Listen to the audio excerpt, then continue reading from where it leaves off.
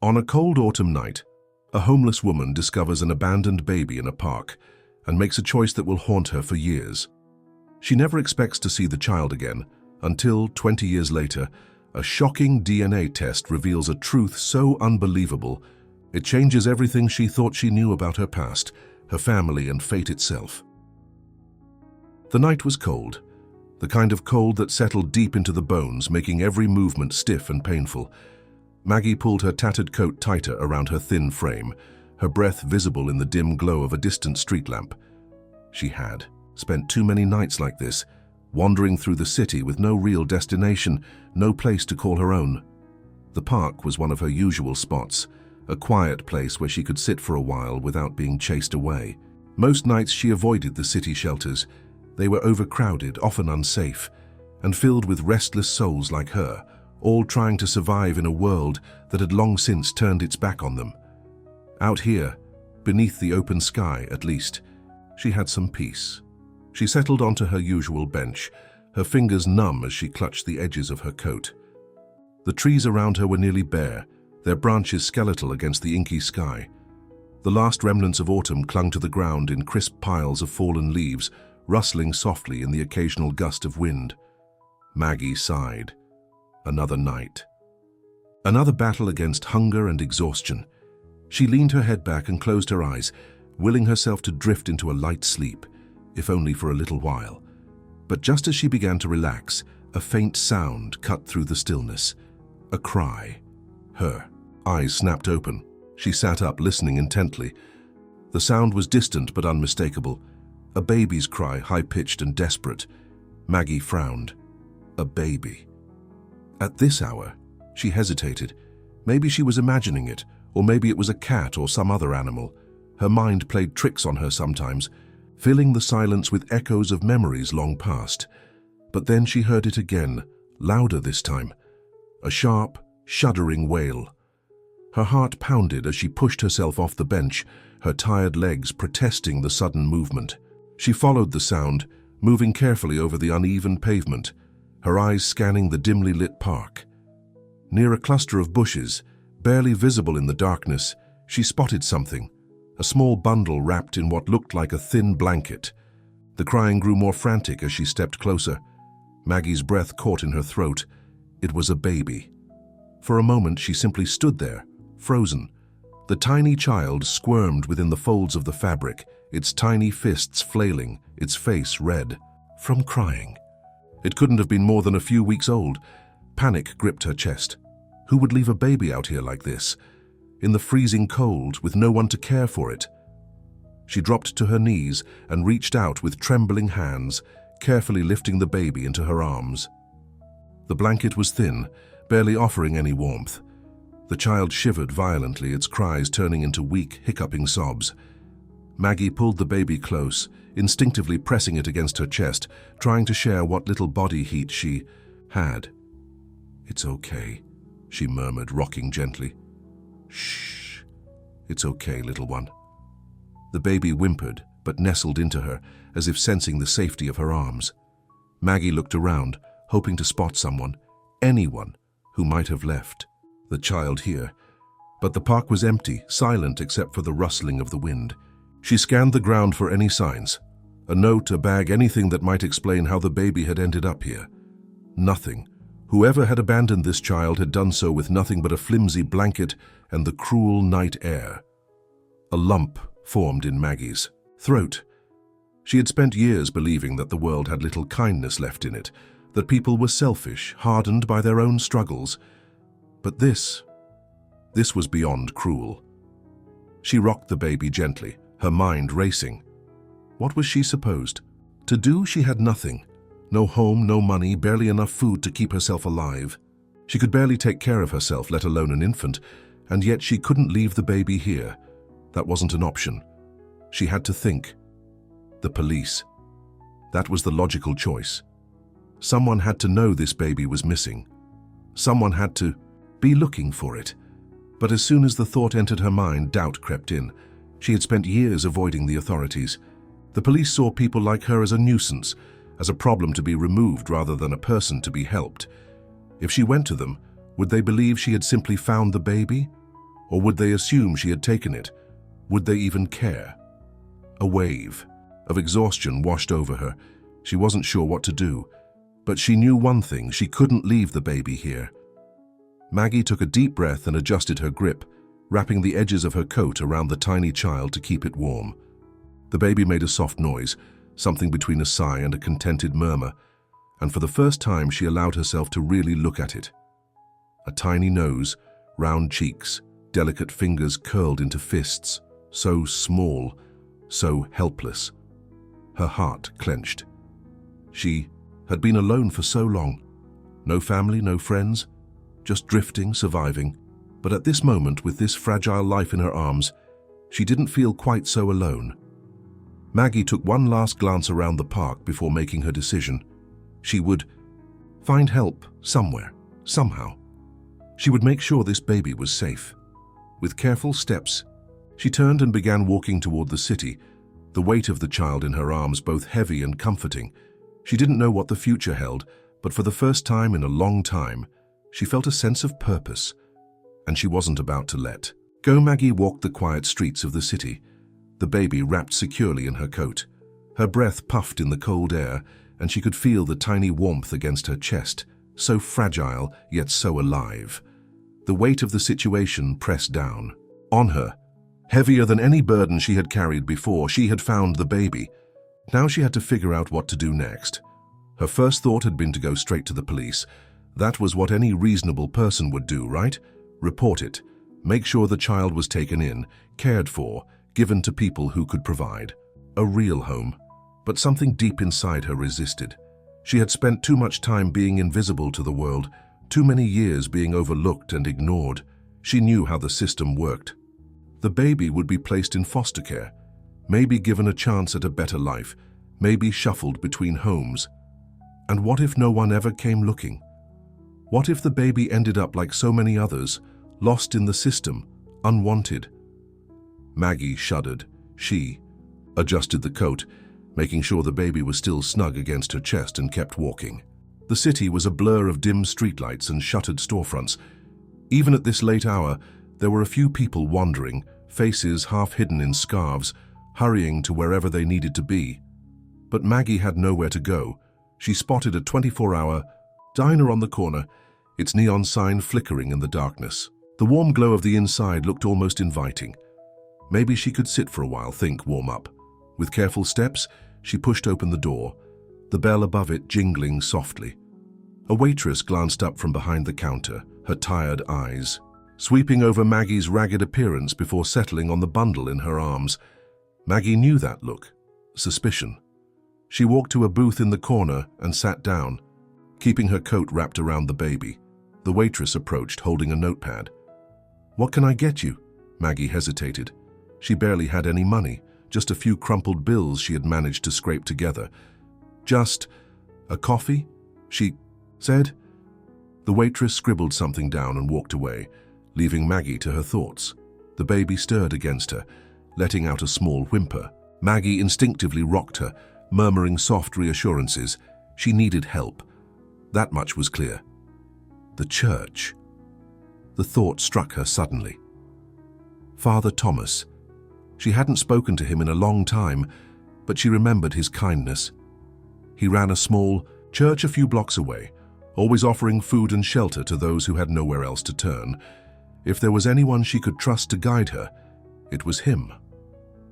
Maggie gulped down her coffee, the warmth spreading through her, giving her just enough strength to keep going. She left the money on the table and stepped back into the cold night, walking quickly toward the church.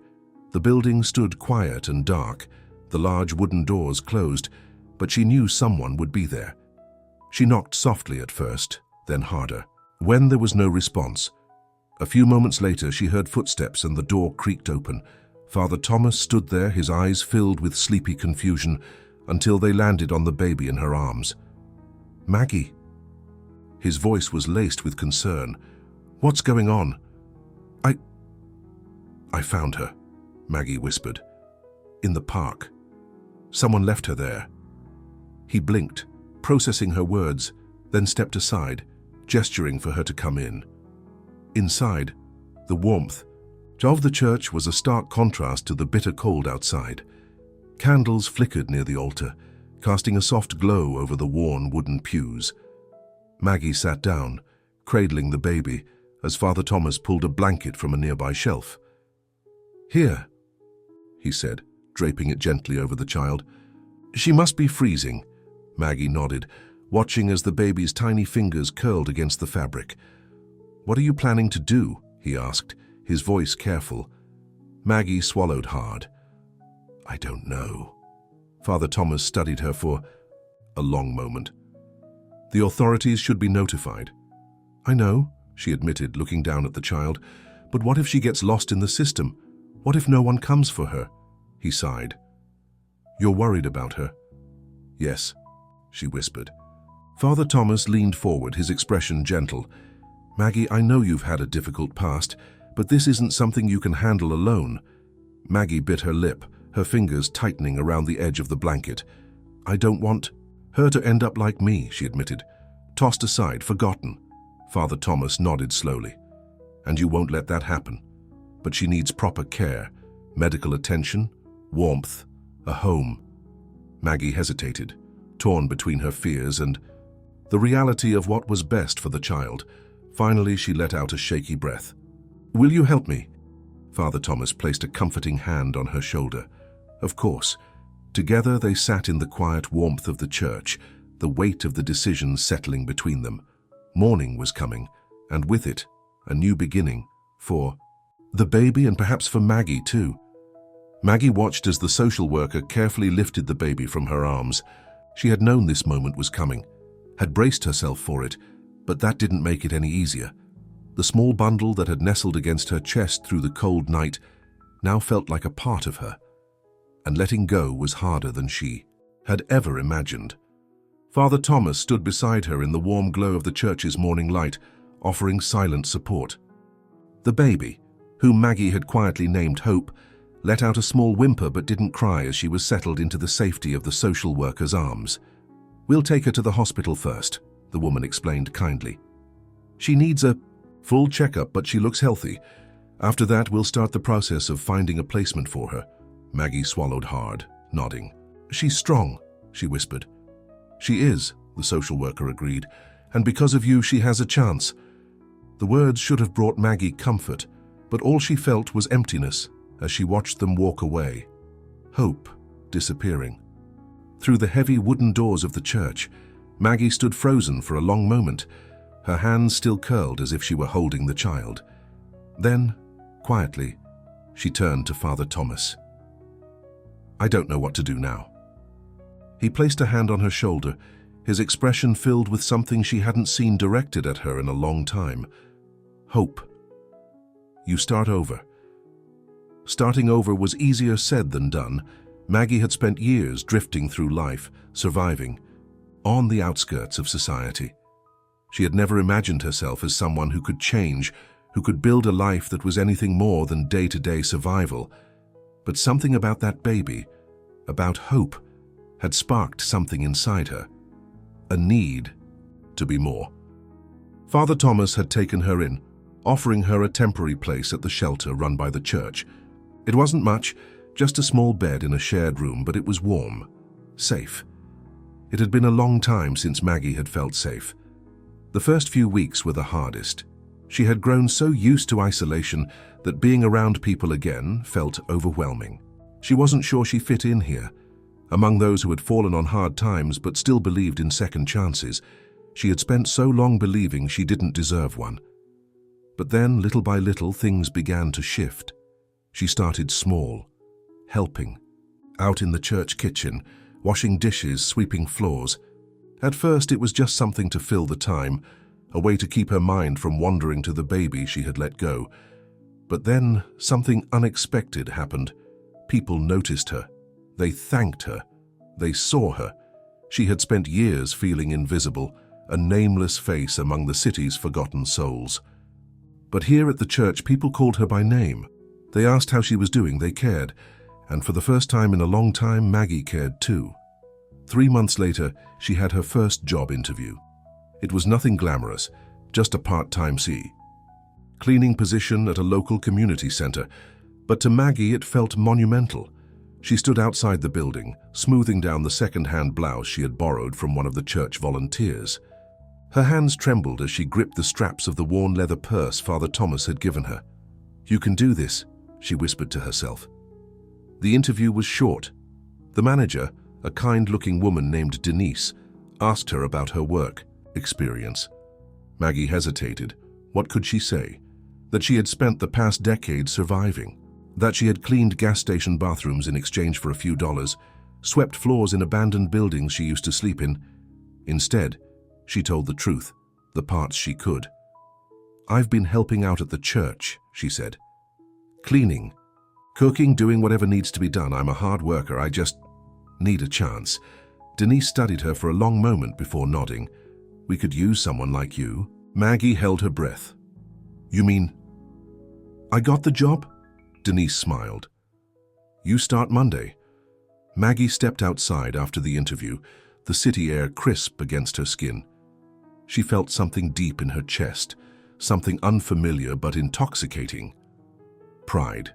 For the first time in years, she was moving forward. Months turned into a year. Maggie's job at the community center grew from part-time to full-time. She learned routines, made friends, built something that resembled a life. She saved every extra penny she made, refusing to waste this second chance after. A year and a half, she had enough to rent a tiny apartment. Just one room, barely big enough for a bed and a chair, but it was hers. Her name was on the lease. Her hands held the key. She was no longer just surviving, she was living. But no matter how much time passed, she never forgot the tiny baby she had found in the park that night. Hope. Maggie never knew what happened to her. She had resisted the urge to ask the social workers, afraid of overstepping, afraid that they would tell her the baby had disappeared into the system, just as she had feared. But as much as she tried to move forward, a part of her still wondered. Had she been adopted? Was she happy? Did she know that someone had loved her, even if just for one night? One evening, after a long shift at the community center, Maggie sat on her small bed, staring at the worn-out notebook she used to keep track of her thoughts. A name kept circling. Her mind. Hope. But of course, that wasn't her real name. Maggie had no idea what name she had been given, who she had become. She exhaled deeply, gripping the pen between her fingers. It had been 20 years. Would she even remember? Would she want to know? For a long time, Maggie had accepted that some questions didn't have answers, but now, she wasn't so sure. She had rebuilt her life. But maybe it wasn't complete. Maybe, just maybe, she had one last thing left to do. And so, with a racing heart, Maggie picked up the phone. She had no idea where this would lead, but she knew one thing: she was finally ready to find out. The rhythmic hum of the coffee machine filled the community center, blending with the distant chatter of volunteers and visitors. The scent of fresh-baked bread and roasted beans drifted through the air, giving the old building a warm, inviting feel. It was just another afternoon, another shift for Maggie, except she couldn't shake the restlessness in her chest. She had worked at the center for years now, pouring her energy into helping people who had nowhere else to turn. It gave her purpose, a reason to wake up in the morning. But lately, something had begun to gnaw at her, something deeper than she could explain. Maybe it was the changing seasons. Maybe it was the memory of that cold autumn night 20 years ago, the night she found hope. Or maybe, just maybe, it was the feeling that something was about to change. She wiped down the counter, lost in thought when the front doors swung open. A rush of cold air followed, sending a shiver down Maggie's spine. She looked up just as a young woman stepped inside. She was striking, though not in an obvious way. There was something familiar about her, something Maggie couldn't quite place. Dark, wavy hair cascaded over her shoulders, and her warm brown eyes held a quiet intensity. She looked nervous, her fingers tightening around the strap of her backpack. Maggie watched as she hesitated in the doorway, her gaze flickering over the center, taking in the walls lined with donated clothes, the rows of tables set for the daily meal service. Finally, she stepped forward. "Hi," she said, approaching the counter.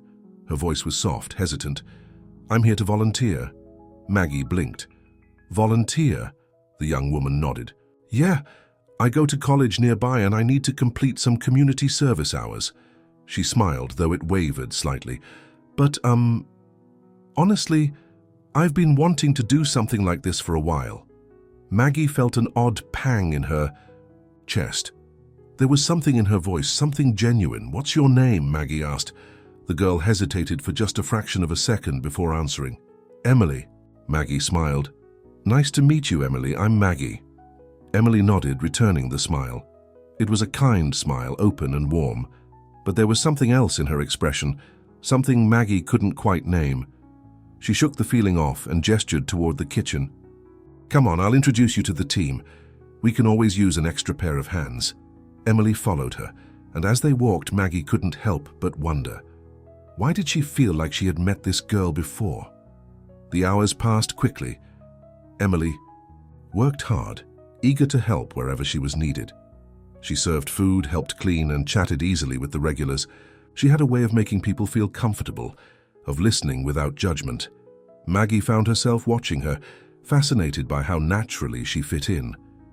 During a break, they sat together at one of the long tables, sipping tea from mismatched mugs. So, Maggie said, what made you want to volunteer here? Emily looked down at her mug, her fingers tracing the rim. I don't know, she admitted. I guess I've always felt drawn to places like this. Community centers, shelters. She paused, then let out a small laugh.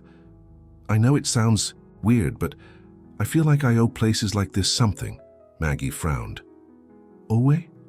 Emily sighed. I was adopted when I was a baby. Maggie's breath caught in her throat. I don't remember anything, obviously, Emily continued, but I was abandoned in a park as a newborn. Someone found me and brought me to safety. She glanced up at Maggie, her eyes searching. I guess I always wondered about the person who found me, who they were, if they ever thought about me. Maggie felt like the ground beneath her had vanished.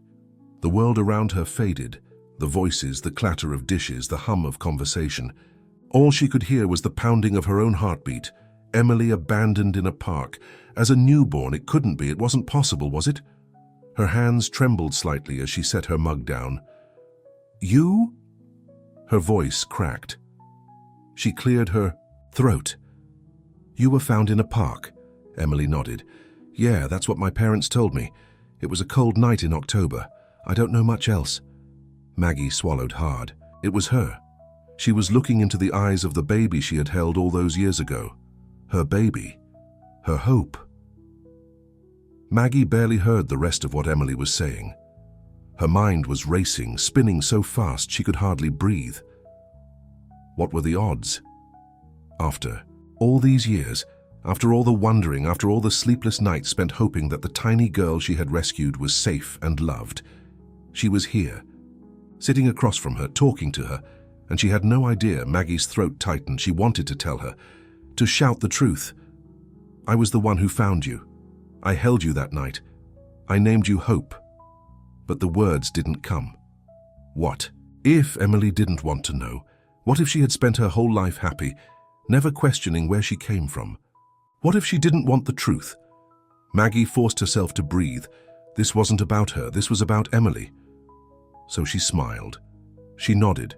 She listened. And she kept her secret. Over the next few weeks, Emily kept coming back. She volunteered whenever she had time, and every time she walked through those doors, Maggie felt a strange mixture of joy and heartbreak. She had imagined this moment for so long, the moment she might find out what happened to the baby she had saved. She had dreamed of it, prayed for it, and now that it had happened, she didn't know what to do.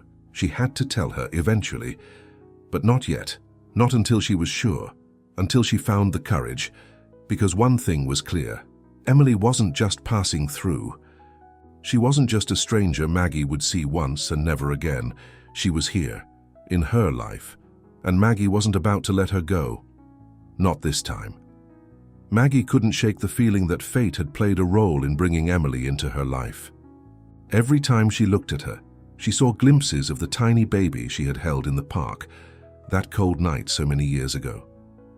But Emily had no idea, and Maggie wasn't sure how, or even if, she should tell her.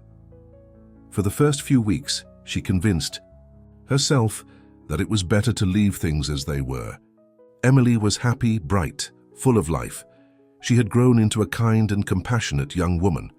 What right did Maggie have to disrupt that? And yet, as the days passed, Maggie found it harder and harder to keep the secret buried. It started with small things. One afternoon, Emily arrived at the community center carrying a thick, well-worn book in her hands. She set it down on the counter as she rolled up her sleeves, preparing to help with the lunch service. "What's that?" Maggie asked, wiping her hands on a dish towel. Emily glanced at the book, smiling. "Oh, just some old family records. I've been looking into my adoption." Maggie's heart nearly stopped. She forced herself to stay calm. "Really?" she asked, keeping her voice steady. Emily nodded, flipping the book open. "I don't know much, but I figured if I ever wanted answers, I'd have to start somewhere. My parents have always been open about it, but they don't have many details, just that I was found in a park by a stranger."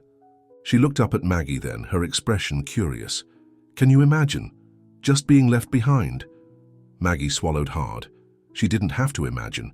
She had lived it. But she forced a small smile. "Maybe that stranger saved your life." Emily tilted her head, considering the words. "Yeah," she said softly.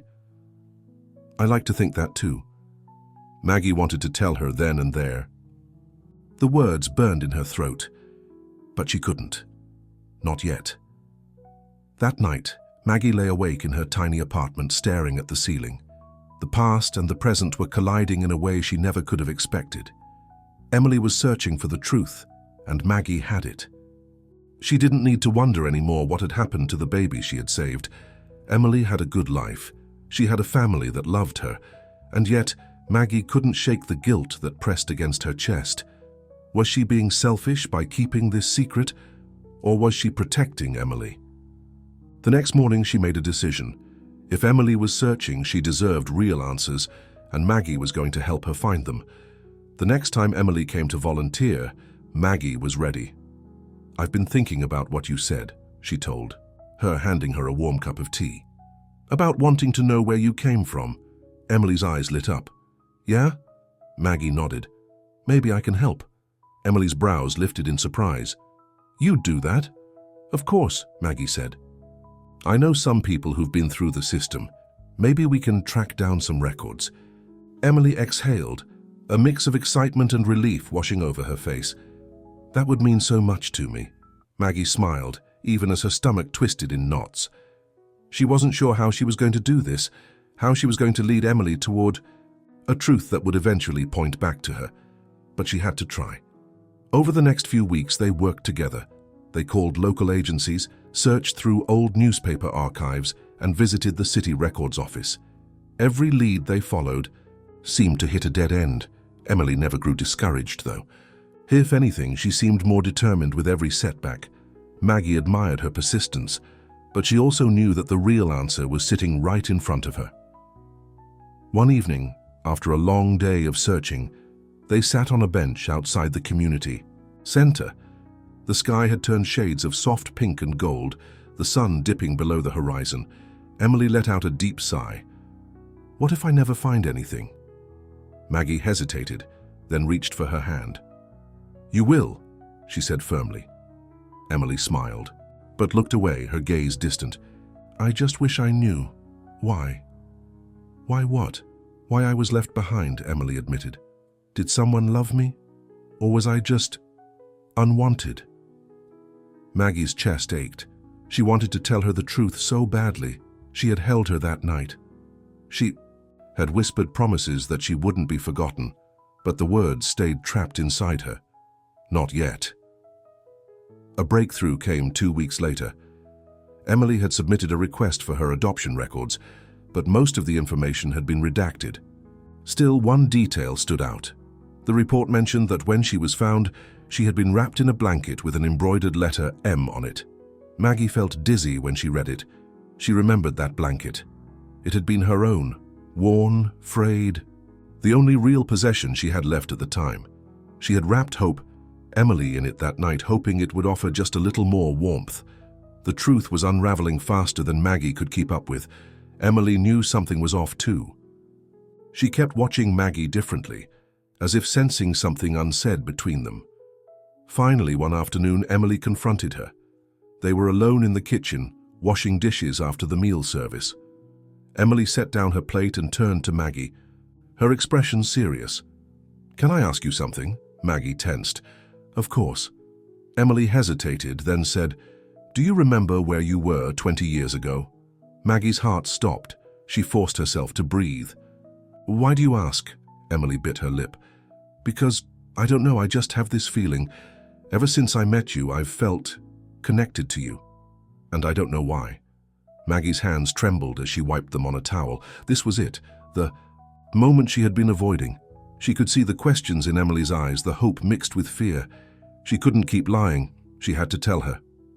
Maggie exhaled shakily, and then, in a quiet voice, she said the words that would change everything. "Emily." "I know who found you." Emily's breath hitched. "You do?" Maggie nodded, her vision blurred with tears. "It was me." Silence filled the room. Emily stared at her, eyes wide, lips parted. "You?" she whispered. Maggie nodded again, her voice thick with emotion. "I was the one who found you that night. I held you. I named you Hope." Emily's hands trembled. "Oh my God." Maggie's heart pounded. "I've thought about you every single day since." Tears welled in Emily's eyes. "I don't even know what to say." Maggie took a deep breath. "Say whatever you need to, sweetheart." And as Emily let out a soft, shaky sob, Maggie knew, no matter how hard the truth was, this moment was always meant to come, because hope had come back to her. The words hung in the air between them, heavy and impossible to ignore. Emily stared at Maggie, her lips parted, her hands gripping the edge of the sink as if she needed something solid to hold onto. Maggie held her breath, waiting, her heart hammering. She had spent years preparing for this moment, or so she thought. But now, that it was here, she felt utterly unprepared. "You..." Emily's voice was barely a whisper. "You were the one who found me." Maggie nodded, her throat tight. "Yes." Silence stretched between them. The kitchen suddenly felt too small, too full of unspoken words. Emily blinked rapidly, as if trying to process it all. You're sure?" Maggie gave a sad smile. "I could never forget that night." Emily exhaled, shaking her head. This is insane. I mean, what are the odds?" Maggie swallowed. "I don't know, but I do know this. It's not a coincidence." Emily let out a soft, breathy laugh, one that sounded half in awe, half in disbelief. "And all..." "This time, you never said anything." Maggie looked away, guilt pooling in her chest. "I wanted to every day, but I was scared. I didn't know if you wanted to know." Emily bit her lip, her hands still gripping the counter. She exhaled again. "I don't know what to say." Maggie nodded, her heart breaking just a little. "I understand." Emily ran a hand through her dark hair, pacing the small kitchen. "This changes everything," she murmured. Maggie wasn't sure if that was a good thing or a bad thing. After a long moment, Emily stopped pacing. She turned back to Maggie, her eyes searching. Do you think there's more to this?" Maggie frowned. "What do you mean?" Emily hesitated. "I mean, what if there's more to my past? What if we're not done finding answers?" Maggie felt her stomach twist. She had been so focused on her connection to Emily that she hadn't considered the other possibility, the bigger truth that might still be waiting. "What are you saying?" Maggie asked carefully. Emily met her gaze, determination flickering behind her uncertainty. "What if we take a DNA test?" Maggie's breath caught in her throat. A DNA test to confirm their connection, to possibly discover more. She had spent 2 decades wondering about this girl. And now she was standing here asking Maggie to help her uncover the past. Maggie's first instinct was fear, but then she looked at Emily, the same girl she had rocked in her arms that night, the same girl who had unknowingly walked back into her life, and Maggie knew. She couldn't run from the truth anymore. She nodded. Okay. The next week passed in a blur. Emily wasted no time ordering the DNA test. Maggie had expected her to hesitate, to need time to process everything, but if anything, learning the truth had lit a fire in her. "I just want answers," Emily had said one evening, as they sat in Maggie's tiny apartment. "For the first time in my life, I feel like I might actually find them." Maggie had nodded, but deep down she was terrified. What if the truth wasn't what either of them expected? What if it was worse?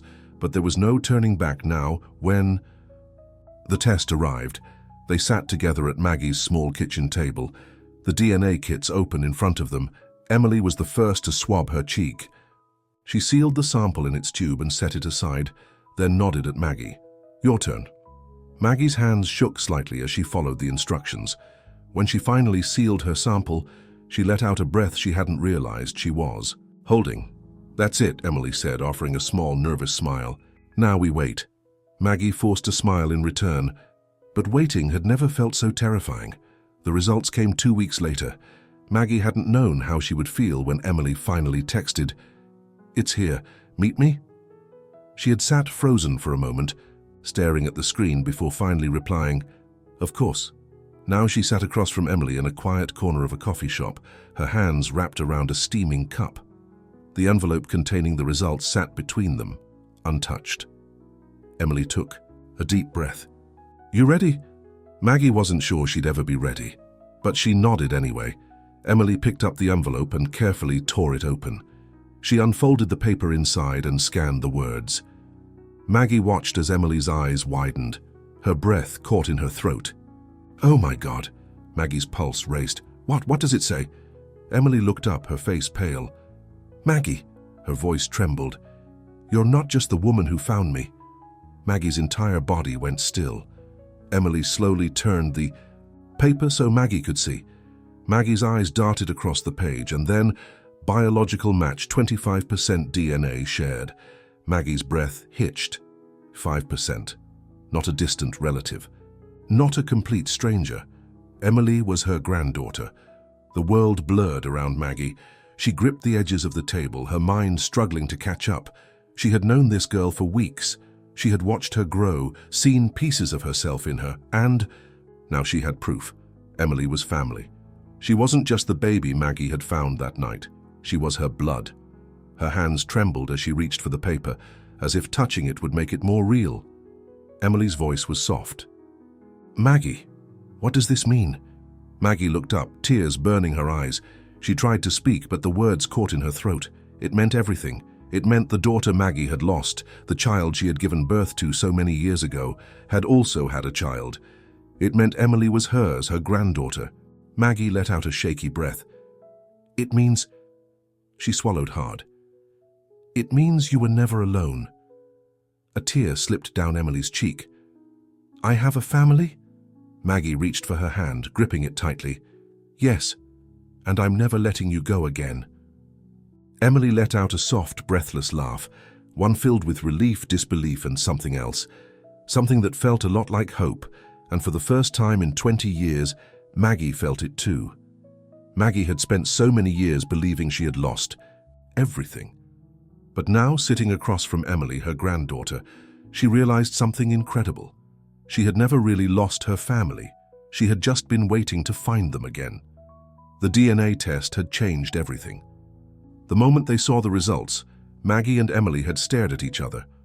Overwhelmed with emotion, the truth settling between them like a long-lost puzzle piece clicking into place.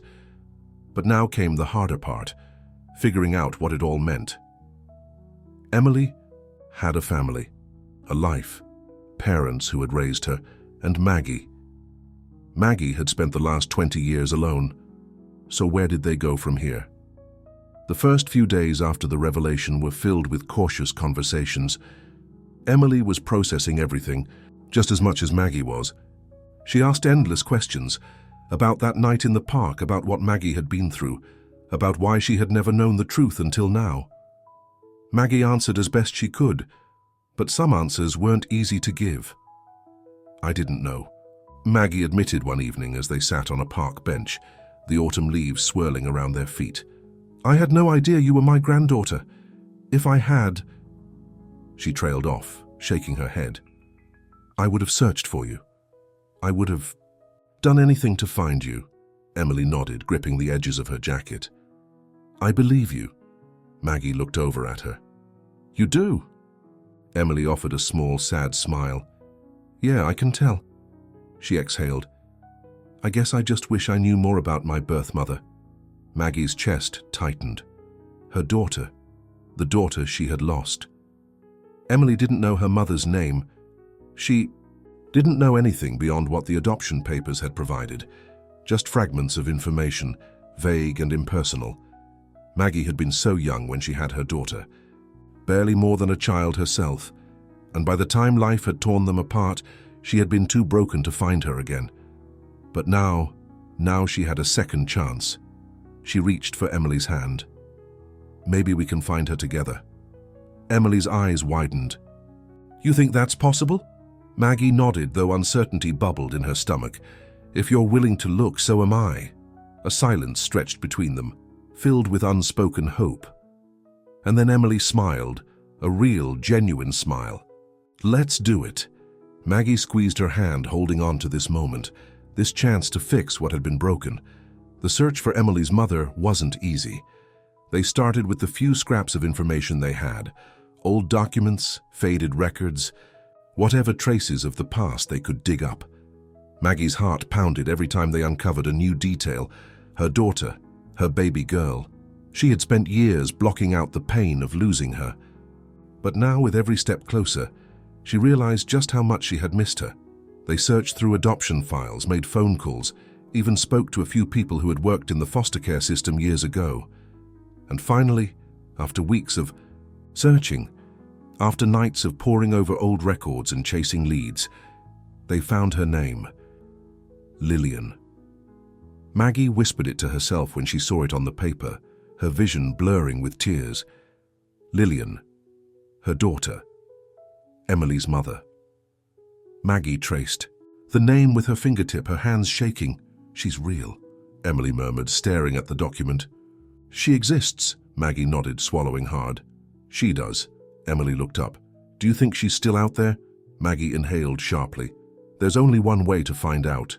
The next few days were a blur of anticipation and fear. They followed every lead they could, calling numbers, knocking on doors, hoping for something, anything, that would bring them closer to Lillian. Then, one evening, Emily received a phone call. Maggie watched as her granddaughter's face went pale, her fingers tightening around the phone. Yes, Emily said, her voice trembling. Yes, I understand. Thank you. She hung up, her breath uneven. Maggie placed a hand on her shoulder. What is it? Emily turned to her, her eyes wide. We found her. Maggie's heart nearly stopped. Lillian, her daughter. After all these years, after all the longing and wondering and aching for answers, she was real, she was alive, and she was waiting to meet them. The meeting was arranged at a quiet cafe on the outskirts of town. Maggie's hands wouldn't stop shaking as she sipped her tea, staring at the door, waiting. Emily sat beside her, just as nervous. And then, after what felt like a lifetime, the door opened, and Lillian walked in. Maggie's breath caught. She was older, of course, but Maggie would have known her anywhere. The same eyes, the same way she carried herself. Her daughter. Lillian's gaze swept across the cafe before landing on them. Her steps faltered, and for a moment, she just stood, there as if unsure whether to move forward. Maggie stood, and then so did Lillian. A long silence stretched between them, filled with a lifetime of words neither of them had spoken. And then, softly, Lillian whispered, "Mum?" Maggie let out a choked sob. Lillian. And just like that, they were in each other's arms. Maggie clung to her daughter, her heart breaking and healing all at once. "I'm so sorry," she whispered. "I never stopped looking for you." Lillian shook her head, tears streaming down her face. "I thought you forgot about me." Maggie pulled back, cupping her daughter's face. "Never, not for 1 second." Emily wiped away a tear as she watched them, and then, slowly, Lillian turned to her. Their eyes met. Emily inhaled sharply. "You're my mom." Lillian's lips trembled. and you're my daughter." Neither of them moved for a long moment. Then, finally Lillian reached out, and Emily took her hand. That night they sat together for hours, piecing together the years they had lost. Maggie listened as Lillian told her story. The struggles, the heartbreak, the longing to know where she had come from. Emily asked 1,000 questions, eager to fill the missing gaps in her life, and Maggie, for the first time in decades, felt whole again. She had lost her daughter once, but now she had found her again, and she had gained a granddaughter too, a family, a chance to start over, together. Maggie had never believed in miracles. For most of her life, she had learned to expect the worst, to brace herself for loss, to live as if happiness was something only borrowed, never owned.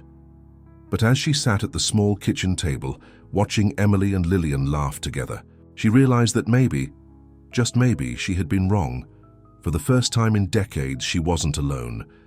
For the first time in forever, she had a family. The weeks after their reunion were filled with cautious steps forward. It wasn't easy. Healing never was. Lillian had lived a life Maggie had never been part of. There were things about her daughter she would never fully understand, years of pain and survival she had missed. And Emily had grown up without ever knowing where she truly came from. Now she was grappling with the weight of the truth, trying to make sense of everything she had learned. Some days it was overwhelming. Some days they didn't have the right words to say to each other, but they kept showing up. That was what mattered. They chose each other every single day, and little by little it began to feel real. One crisp autumn afternoon, Maggie found herself standing outside her old community center, staring at the bulletin board. It was covered in flyers, job postings, support groups, notices for struggling families. Her eyes landed on one in particular. Housing Assistance Program. Applications open. She had seen the flyer before, but she had never let herself think it could be for her. But now, she had Emily. She had Lillian. She had people who cared. Maybe it was time to start believing in something more. With a deep breath, Maggie stepped inside and filled out the application. 2 months later, she stood in the doorway of her new apartment. It wasn't big, it wasn't fancy, but it was hers, a small, one-bedroom unit with a tiny kitchen, a second-hand couch, and a window that overlooked a quiet street. Maggie ran her fingers over the smooth surface of the countertop, exhaling slowly. She had never imagined she would have this again. A home. Her own place. She had spent so many years believing she wasn't meant for things like this, but now, as she looked around, she realized something important. She deserved this. She had fought for this, and she wasn't going to let it go. The first time Lillian visited, she brought a small housewarming gift, a potted plant. Maggie laughed. "You do realize I've never kept a plant alive in my life, right?" Lillian grinned. "Then this is your second chance." Maggie rolled her eyes, but she placed the plant on the windowsill, where the light hit just right. A new beginning, in every way. Emily started visiting regularly. Some nights they cooked dinner together, laughing as Maggie tried to follow a recipe from an old cookbook. Other nights they just sat together, sharing quiet moments that didn't need words. One evening, Emily turned to her and said, "I think I want to find a way to help kids in the foster system." Maggie looked at her in surprise. "Really?" Emily nodded. "I keep thinking about how different my life could have been if you hadn't found me." She trailed off, shaking her head. "I want to give other kids that kind of chance. Maybe work with adoption agencies, help kids find real homes." Maggie felt a lump in her throat. She reached over and squeezed Emily's hand. "You're going to change lives, sweetheart." Emily smiled, squeezing back. "You already did." Thanksgiving came faster than Maggie expected. She had spent so many holidays alone, watching other families through frosted windows, pretending she didn't care. But this year was different. This year she had a seat at the table. Emily invited her to her parents' house for Thanksgiving dinner. It was terrifying at first, meeting the people who had raised Emily, stepping into a life she had never been part of. But they were kind. They welcomed her in, asked her about her life, pulled her into conversations as if she had always belonged. At one point, Emily's mother leaned over and whispered, "She's lucky to have you in her life." Maggie blinked back tears. "I think I'm the lucky one." And as she sat at the table, surrounded by warmth and laughter, she realized something incredible. She wasn't alone anymore. She wasn't an outsider looking in. She was home. Christmas was even better. Lillian surprised her with an old photograph. One Maggie hadn't seen in years, a faded picture of Maggie young and smiling, holding a tiny baby in her arms. Lillian's birth. Maggie stared at it, her fingers trembling. "Where did you find this?" she whispered. Lillian smiled. "I've had it all these years." Maggie couldn't speak. It was proof that even in the darkest moments, there had been love. Proof that she had mattered. And when Lillian and Emily wrapped their arms around her, hugging her tight, Maggie knew she had found her way back. The months passed. Spring brought new possibilities. Emily graduated from college, and Maggie cried the entire time. Lillian moved closer, wanting to rebuild their relationship. Maggie started volunteering more, helping women who had once been where she was, lost, hopeless, searching for a way out. She shared her story. She offered them hope. She told them, "You're not alone. You can start over," because she had, and if she could do it, so could they. One evening, as the sun set outside her window, Maggie sat with Emily on the couch, drinking tea. Emily glanced at her, a small smile playing on her lips. "You know," she said softly, "I used to wonder if I'd ever find where I truly belonged." Maggie's heart ached. "And?" Emily looked at her, eyes shining. "I think I already have." Maggie swallowed past the lump in her throat. She reached over, brushed a strand of hair from Emily's face and whispered, "So have I." The world outside was quiet, the sky painted in soft pinks and oranges, and for the first time in 20 years, Maggie didn't feel like she was waiting for something. She wasn't wandering anymore. She wasn't searching. She had found her way. She had found her family, and with them she had finally found herself. Maggie had finally found peace. For the first time in decades, she had a home, a family, and a life she had never thought possible. Emily was thriving. Lillian was back in her life, and each day felt like a gift she had once believed she'd never receive. But fate, it seemed, wasn't done with her yet, because there was one more truth waiting to be uncovered, and it would shake everything she thought she knew. It started with a letter. Maggie found it tucked inside her mailbox one morning, the envelope yellowed and slightly worn. There was no return address, just her name written in careful, old-fashioned handwriting. Her heart skipped a beat. She hadn't received many letters in her life, and the ones she had were usually from charity organizations or government offices. But this was personal. She took it inside, sat at the kitchen table, and carefully opened it. Inside was a single sheet of paper. The ink had faded slightly, but the words were still clear. "Dear Margaret, if you are reading this, it means I have finally found you, or at least I hope I have. I've searched for so long, and I can only pray that I am not too late. There is something you need to know, something I should have told you a long time ago. I am your mother." Maggie's breath caught. Her fingers tightened around the letter, the world spinning beneath her. Her mother? That wasn't possible. Her mother had died when she was a child. She had spent her entire life believing she was alone, that she had no one, but here, in her hands, was proof that she had been wrong. Her mother had been alive, and she had been looking for her. Maggie forced herself to keep reading, though her hands trembled. "I made mistakes, Maggie, ones that I will regret until my dying breath. I was young, scared, and I thought I was doing what was best, but I never stopped searching for you. I know you must hate me. I wouldn't blame you if you did. But if there is even the smallest part of you that wants to know the truth, I beg you, please, find me." The letter ended with an address. Maggie stared at it, her heart pounding. Her mother had been alive all these years, and she had wanted to find her.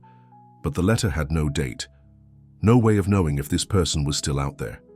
And that terrified Maggie more than anything. She told Emily first. They sat in the living room, the letter resting between them on the coffee table. Emily read it once, then again, before looking up at Maggie, her expression unreadable. "What are you going to do?" Maggie swallowed hard. "I don't know."